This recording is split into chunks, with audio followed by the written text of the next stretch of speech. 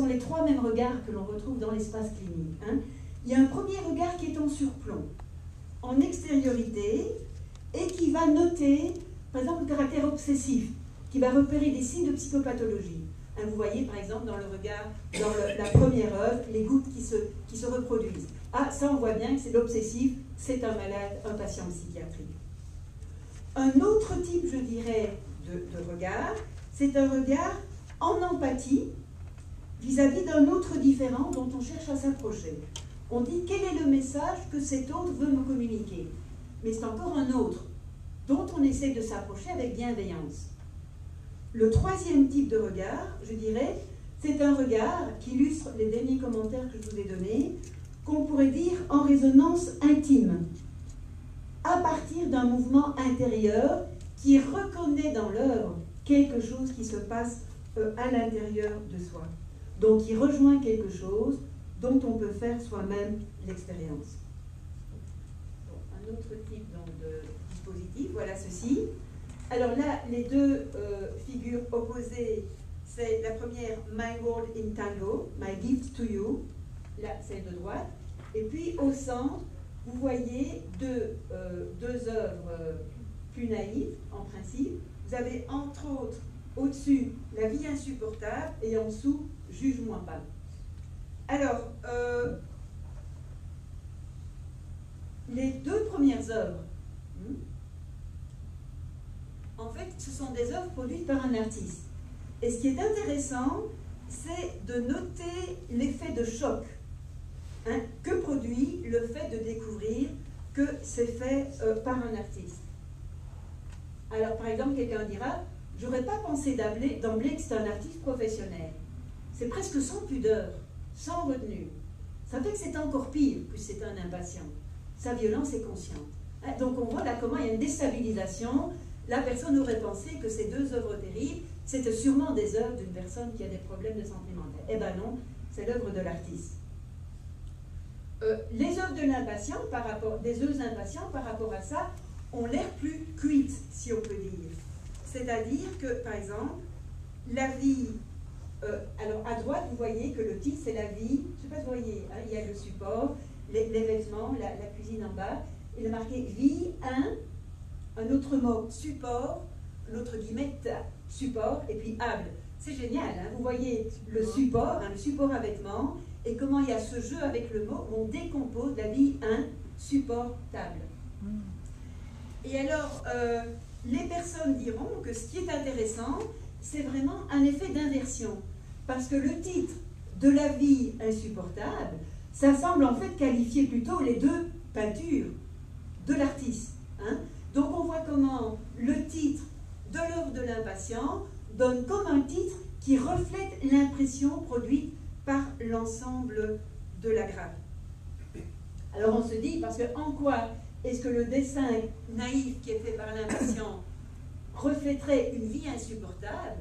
Mais c'est comme si ce qu'il y a derrière, je dirais, tous ces éléments apparemment naïfs et tranquilles et venant un peu de l'enfance, comme si l'épaisseur qu'il y a derrière et qui rend cette vie insupportable, c'est ce qui est exprimé par les deux peintures de l'artiste professionnel. Donc voyez un petit peu, je dirais, l'intérêt, je dirais, de ce genre de dispositif et comment ça permet de faire travailler, je dirais, chacune des œuvres. Alors on voit qu'en fait, ce que produisent aussi, notamment cette grappe-là, c'est vraiment une déstabilisation des catégories. On ne sait plus qui est l'artiste professionnel, qui est impatient. Est-ce que ça a un sens de distinguer les deux? Un questionnement par rapport à ce qui sous-tend les catégories de beau. C'est quoi le beau? C'est quoi l'artiste? Également une déstabilisation au niveau de l'œuvre, quelque chose d'inquiétant parfois, et qui fait aussi une déstabilisation au niveau du réel. C'est quoi la réalité? Quand on passe là-dedans, qu'est-ce qui me rejoint? Qu'est-ce qui est réel? Qu'est-ce qui n'est pas réel autour de soi? Et on voit donc comment, dans ce contexte-là, l'art, et c'est un peu l'objectif visé par l'exposition, l'art est vraiment... Oui, alors par rapport à la déstabilisation des catégories, bon, on vit dans une société où on ne veut pas être celui qui a des problèmes. On fait des petites catégories, comme si on ne voulait pas que ça nous renvoie une image négative de nous-mêmes. Alors donc, pourquoi dit-on que quelque chose est beau ou pas? Qu'est-ce qui nous fait attribuer d'emblée une œuvre à un artiste ou à un impatient? C'est ça, les questions posées par l'exposition. Alors cette personne dira, je commence à revoir tout différemment. Et je me demande à quel point mon premier essai de distinguer qui est artiste et qui est impatient, dans quelle mesure c'était guidé par mes préjugés et pas par quelque chose qui est là objectivement devant moi. Alors donc, ce qui apparaît, c'est que l'art est vraiment un passeur d'expérience. Il y a la création d'un espace commun où quelque chose est mis en circulation. Une expérience des œuvres qui est très chargée émotionnellement. Alors on voit se laisser toucher par une ligne, un mouvement sans savoir s'il s'agit de gens connus ou inconnus. Cela peut ouvrir certaines portes. Il faut que tu casses la possibilité de rester dans le cadre que tu connais. Ou encore d'abord, elle trouve que c'est une personne qui est frappée par le fait que le rouge et le noir, c'est une dominante. On n'est pas dans le pastel et les beaux paysages à la monnaie. Une autre dit, les taches noires aussi, le noir m'attire, on dirait. J'ai été touchée par le fait que ce sont des gens qui souffrent, qui expriment quelque chose. Certains seront frappés par l'angoisse.